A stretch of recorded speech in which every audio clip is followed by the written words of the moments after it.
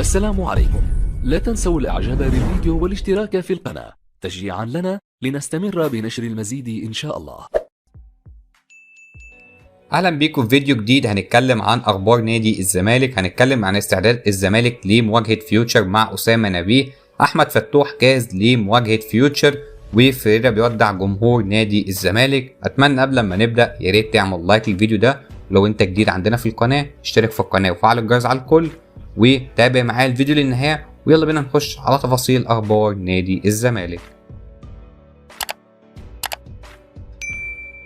وهنبدأ بأول خبر معانا بيتعلق بجيسوالدو فيريرا المدير الفني السابق لنادي الزمالك، ونزل على الانستجرام وبيشكر فيها جدا جمهور نادي الزمالك على الفترة اللي قضاها خلال الفترة اللي فاتت. هو حقق طبعا دوري وكاس، وقال ان هو كان دايما الجمهور بيسانده وبيدعمه خلال الفترة اللي فاتت، حتى مازال برضو الجمهور بيحب جيسوالدو فيريرا، ويفضل طبعا من افضل المدربين اللي مسكهم في نادي الزمالك. وعايز اقول لكم كمان ان الراجل ده طبعا خلال الفترة اللي فاتت او الموسم اللي فات ظهر طبعا شباب زي حسام عبد المجيد اللي هو من دفاع نادي الزمالك دلوقتي من اعمده الاساسية، وبرده سيد عبد الله نيمار. الواد ده كويس جدا وشايف ان هو ليه مستقبل كبير كمان في منتخب مصر. وسيف فاروق جعفر ويوسف اسامة نبيه، لولا فيريرا، لولا ان الشباب دول اخدوا فرصة مع نادي الزمالك وتحديدا مع جيسوالدو فيريرا هو اللي ظهرهم خلال الموسم اللي فات. فبصراحه الراجل يشكر جدا ان هو اشتغل وسط الظروف دي وسط قفل القيد، وقدر يحقق بطولتين غاليين بالنسبه لنادي الزمالك. فاكيد طبعا هو العمر كبير، وفي نفس الوقت برضه مش هيستحمل الضغوطات بتاعت افريقيا، وفي نفس الوقت برضه مشوار الدوري لسه طويل.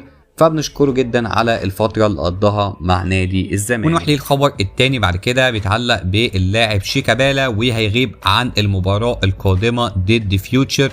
هو احنا مش عارفين اذا كان هو مصاب ولا عنده برد، ولكن هو كتب ديل بينزل في المباراه بيغير شكل المباراه، واتمنى ان هو يراجع نفسه ويرجع مره تانية لمستواه علشان احنا لازم نستفيد بشيكابالا خلال الفتره اللي جايه.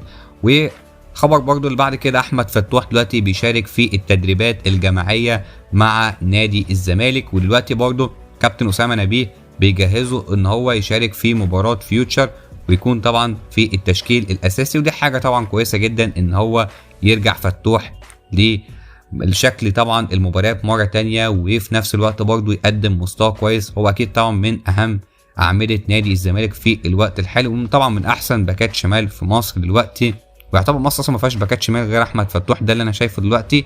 ولكن هو لعيب مؤثر جدا وفرق كتير جدا. حتى لو هتلاحظوا في مباراه الاهلي ما عندناش اصلا جبهه شمال، ولا حتى غزل المحله ما كناش حاسين بقى حد اصلا في ناحيه الشمال دي.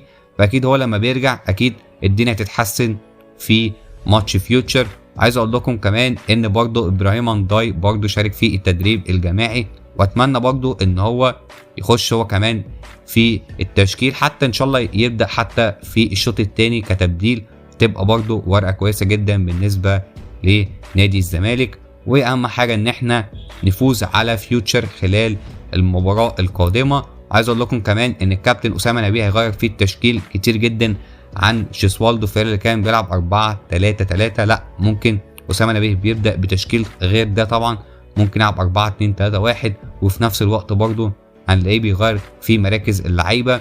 ولكن هتلاقي تطور وتحسن شويه في مستوى اللعيبه بقدوم اسامه نبيه، وطبعا اكيد هيعودهم على فكره وطريقه لعبه الجديده.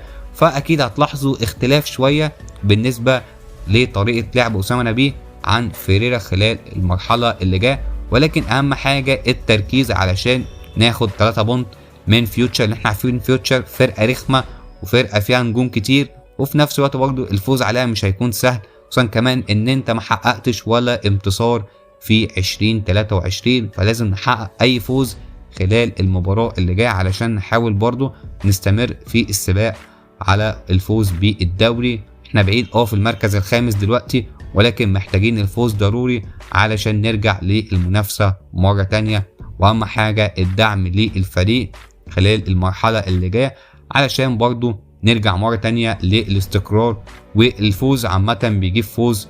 وبرضو عشان برضو نركز في المرحلة الافريقية اللي احنا داخلين عليها خلال الشهر اللي جاي، عندنا برضه مواجهه مهمه جدا قدام شباب بلوزداد في استاد القاهره، فنتمنى ان اسامه نبيه يحاول يلم الدنيا ونحاول نجيب اكبر عدد من الفوز، وعشان الدنيا تظبط معانا خلال الفتره اللي جايه. والخبر اللي بعد كده بيتعلق باللاعب عبد الله السعيد. وكيل اللاعبين السيد مرعي بيقول لك الزمالك لسه في مفاوضات مستمره مع عبد الله السعيد. انا مش فاهم ليه احنا عندنا اصرار ان احنا نتقابل مع عبد الله السعيد، اللاعب سنه كبير وهو اللي هيستفيد مننا مش احنا اللي نستفيد منه. وحاليا احنا لو جه حتى نادي الزمالك احنا مش هنستفيد منه حتى في افريقيا، احنا محتاجين لعيبه اكتر في افريقيا.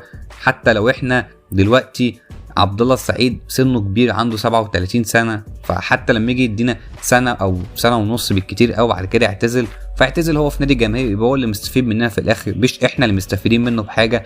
احنا دي محتاجين لعيب صغير كده زي برضو حاجه شبه فرجاني لما كان عنده 28 سنه كده، يدينا كمان 3-4 سنين ويكون موجود معانا. حاجه زي اشرف بن شرقي نفس الكواليتي ده.